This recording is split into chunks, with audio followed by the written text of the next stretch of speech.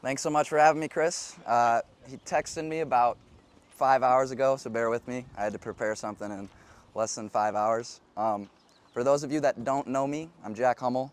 I run a basketball training business here in Janesville and lacrosse called CTG Hoops. I'm 21 years old. I'm a junior in college right now. I play for Platteville basketball, and my major is psychology. So the reason I'm majoring in psychology, eventually I want to do a lot of stuff like this right now, talking to sports teams, more towards the mental side of the game, because I do believe the mental side of the game will be the future of sports. The reason for this is because it's hard for people to measure what you're mentally thinking versus, say, the speed of your pitch, right? You can see that improvement over time with a number. It's hard to see that improvement with, say, comparing yourself to others, how long you can focus for, things of that nature, things that are in your control. But what I know now is that you start off the year really hot, correct? Yes? And now we're struggling a little bit, okay? And we see a lot of issues with that. So to backtrack with the story, I had a very similar year at Platteville, like literally almost identical in terms of the storyline of the season. We were 17-0. We were ranked number 2 in the nation for like 1 to 2 months, and we were the favorites to win it all. And then later towards the year progressed, we started to not do things well. We lost in the conference championship, and then we lost in the round of 32 in the NCAA tournament. So in March Madness, to lose in the round of 32 when you're a favorite to go to the Final Four, it's a very disappointing season in terms of that nature. The biggest reason I think this happened is because we would always talk about winning, right? So every single time before we broke the huddle to go play our game, we're talking about winning games, all right? And yes, this is our end goal and this is something we want to do. But when we're only focused on winning, we're actually not focused on the process of getting there, right? So John Wooden's a very famous basketball coach, and he never, ever, ever mentioned winning because he was only focused on the process of that. He didn't even scout other teams because he was so focused on what his team was doing. So this gets me into what's called mission versus goals. So right now your goal is to win state, correct? Okay, that's the goal of what we want to do. What we're going to do is break that down into a mission. So missions are process-oriented, focusing on what you can actually do right now to get there, versus goals are end-goal-oriented, where we're only focused on that end destination. Where if we say we have an end goal, right, if we don't achieve that, we see that as a failure, and that's a problem. And that's what I kind of want to work through today. So Lily got all of you pieces of paper. What I want everyone to write at the top is mission with a colon. So those are like the 2 dots. Okay, and so our mission right now is to win state, correct? As a team, yes? Okay, so let's write that down, to win state.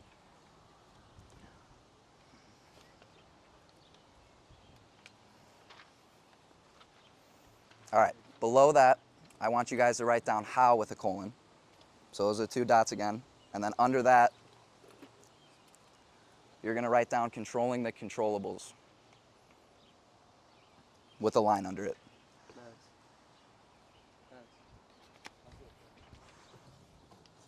All right, so obviously, when does playoffs start? Thursday. Okay, so we don't have a lot of time in terms of, we can't make some crazy skill changes or improve certain skills because we need time to do that. So what we do with this activity of controlling the controllables is we're only focused on what we can change right now. So a lot of that has to relate to our mentalities.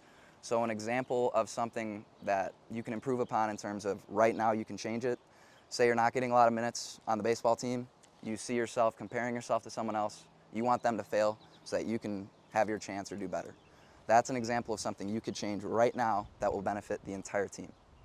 So I want everyone right now, what I want you to do is write down everything you can think of personally, okay, that you could change in terms of controllables, whether it's effort or body language, composure, things of that nature.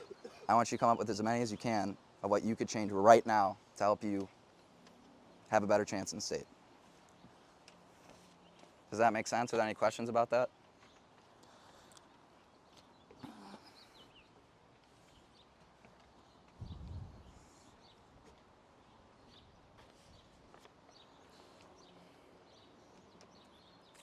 Does anybody want to give any examples that they wrote down? So like, I wrote like how to accept failure. How to accept failure. That's good. And we'll talk about that a little more. Any others? Effort during practice. Effort during practice. That's good.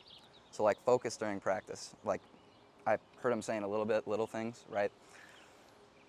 Sidetracking. I'm going to babble on a lot right now. In terms of the little things, like what he was talking about, like in practice, your focus, right? If you let certain things slide, then they'll slide into the bigger things, which is why it's important to do those little things. Anybody else? Other examples? Next play mentality. Next play mentality.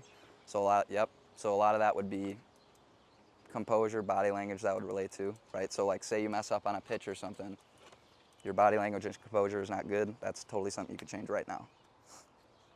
What about relating to other teammates? How you talk to them, right? Demeaning comments, uplifting comments, things of that nature. That could be another way. Now, what I want you to write down under this, do we think we got enough? Yes? Okay. What I want you to write down under this is even if with a colon, so that's the 2 dots again. So, what I want you guys to understand is I'm going to try and change your what ifs to even ifs, okay? And so, to backtrack personally, the best way to understand this, so when I was a junior and senior in high school, I literally would work out 4 times a day because I was so obsessed with achievements and accomplishments and status. And constantly what would run through my head is I would ask myself, what if this all doesn't work out? What if I don't accomplish this even though I'm putting in all this work? And what today I want to do is change that to an even if, right? So the work ethic I built from basketball, even though I'm not D1, I'm not going to play overseas or play in the NBA, the work ethic that I built in basketball, it's translating to my company CTG, that's changing lives and all other things I'm going to do for the rest of my life. So what the even if does is it shows you what you're still going to get out of it, even if it doesn't end up how you wanted it to. So I want you guys to think of as brainstorm, even if we don't win state, what are you going to get out of it, right? So it could be relationships that you use for the rest of your life. You built your next play mentality, things of that nature. So I want you to write down all the things you're going to take away from this season, even if it doesn't end up how it was supposed to in your mind. Same thing about Relationships?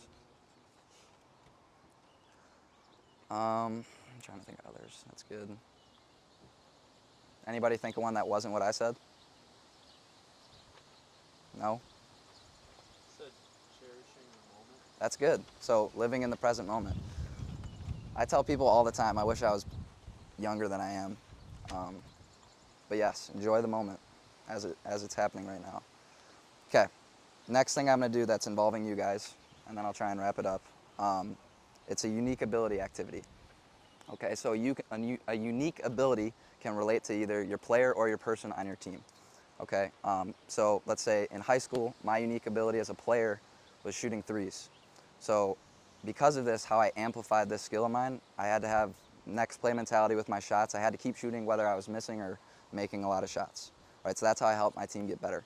Yes, there are times to work on weaknesses, but right now, since the playoffs start Thursday, we want to amplify your strengths to the best of our ability. So what you're going to do is you're going to partner up with someone, does not matter to me who, okay? You're going to write down what you think your unique ability is, all right? So it could be hyping up your teammates as your unique ability. I'm just trying to think of things off the fly. But then your partner is going to think of a unique ability for them. So it builds different perspectives, because you could think your unique ability is something completely different from your friend thinks your unique ability is. Does that make sense? So it kind of gives you perspective on what your strengths are and how you can amplify it to make your team the best it can be. Does that sound good? So just do it with who's next to you, okay, and figure out what you think you're best at for the team. Alec, you share with your partner what you guys put. All right, Alec's going to share what he put down. For myself? For yourself and what you put for him. Alright, for myself, I said helping people keep a positive attitude. Then for Burke, I wrote keeping people engaged no matter the circumstance. Okay, what did you put, Burke? I said being the best teammate, ensuring that he's not going to fail, and put out a strong team. Okay, so those are good, and that's awesome that you guys are writing it down. Make sure we focus on doing that now, because it's easy to talk about just generalizations in terms of leaders and, you know, my attitude's going to be better and things of that nature. You got to actually do it. Does that sound good? But that was good what you guys wrote down. Things I want to finish up with that have helped me tremendously in terms of reaching for goals and giving myself a better opportunity to achieve them. The first is believing that everything happens in your best interest no matter the circumstance. So this is very similar to someone believing everything happens for a reason. If you take this approach, no matter what happens in your life, you're going to be set. Okay? So how I would look at it right now, the reason you're having the struggles in the season is so that you have a better chance of actually achieving your goal. Like, that's why it's happening right now. Or my achievements as a basketball player, I didn't achieve even close to what I wanted to. The reason it had to happen is so I could be in this moment right now. I started doing Close the Gate, can reach lives like you guys.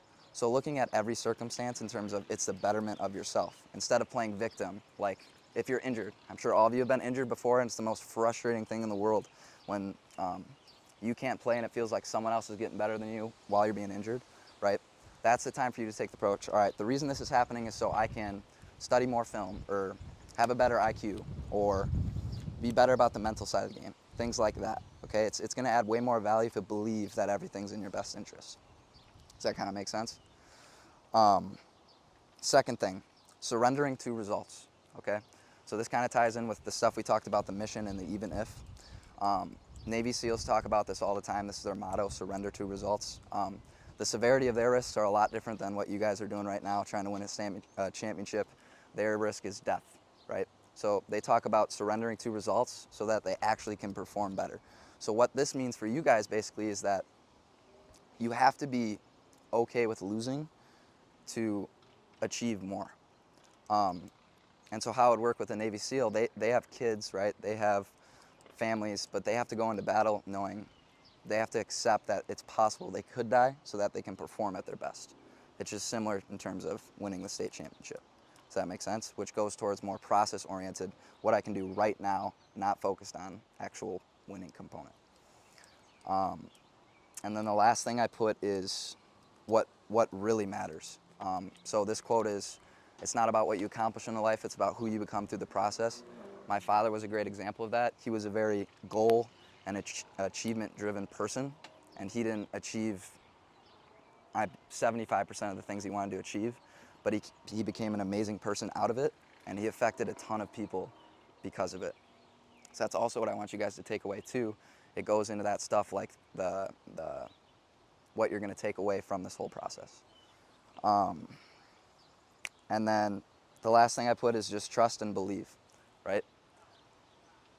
Trust in yourself, trust in the little things and the controllables that we talked about, and doing everything in your power to give yourself the best chance. And I say best chance because you cannot control winning and losing, right? But you can do everything before that to give yourself the best chance, but you actually cannot control whether you put a W up or an L up. So that's called fully control versus partial control.